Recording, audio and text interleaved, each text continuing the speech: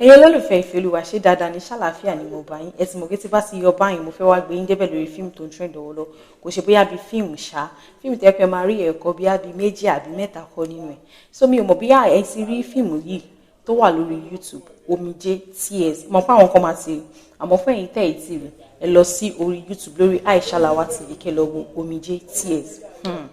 ẹ mọ̀ pé Aisha Lawal náà tó bá ṣe fíìmù máa ń deliver nínú fíìmù àwọn tó wà nínú fíìmù yìí ni Aisha Lawal Múyìwá Adémọ́lá Tóyọ̀sí àti àwọn èèyàn báyẹn àwọn èèyàn pọ̀ tó ṣe fíìmù bọ̀ fíìmù yìí ó sọ fún wa nípa àwọn ìyà táwọn òbí wa máa ń jẹ mọ̀ pé àwọn òbí wa máa sacrifice a lot fún wa pé ok mo fẹ́ kọ́ ọmọ mi kàwé àwọn nǹkan tó máa ṣe nínú fíìmù yìí Aisha Lawal jẹ́ ọlọ́sùn ọ̀sán ló ń tà lọ́wọ́lọ́wọ́ sí ọkọ̀ ẹ̀ fún accident tó fi kú ó di ẹni tó dágbé bùkátà ó di ẹni tó ń ṣiṣẹ́ ọkọ tó ń ṣiṣẹ́ ìyàwó bùkátà yẹn dẹ̀ pọ̀ lọ́rùn èrè ló wà ní ìdí ọ̀sán tó fẹ́ jẹ kò sérè ní ìdí ẹ̀ ó ṣàṣe báyẹn ọmọ méjì ló bí ọ̀kan náà àwọn ọmọ yẹn ó kú ó pẹ̀ ẹ̀yọ̀kan ọmọ yẹn fẹ́ ṣe WAEC kò mọ bó ṣe máa ṣe Múyìwá Adémọ́lá ó dẹ̀ jẹ́ bí bàbá olówó tó jẹ́ bí landlord ilé ẹ̀ Múyìwá dẹ̀ máa ń disturb ẹ̀ pé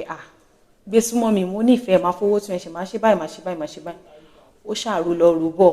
kò ní choice náà kò sẹ́ni tó bá gbé bùkátà kò ní ó ṣàlọ́ bá Múyìwá ó padà fẹ́ Múyìwá Adémọ́lá Múyìwá bá sọ WAEC ọmọ ẹ̀ but Múyìwá máa nù kẹ̀rẹ̀kẹ̀rẹ̀ ó ṣàṣe báyẹn ṣá Múyìwá ṣàánú títí tó fi kú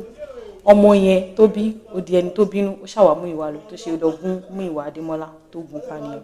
tó dọ̀rọ̀ police station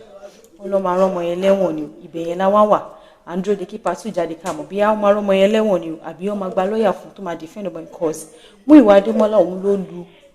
Aisha Lawal pa bọ̀ ẹ mọ bọ́rọ̀ ẹjọ́ ṣe rí ẹ má ṣe kí n sọ gbogbo àwọn story yẹn sọ fún yín ẹ lọ sórí YouTube kẹ́ lọ wo Omijé Tears lórí Aisha Lawal TV lórí YouTube tó bá dẹ̀ ṣe ti jẹ́ màá tún padà wá màá tún wá gbé yín débẹ̀ yín ti tèmi ó dàbọ̀.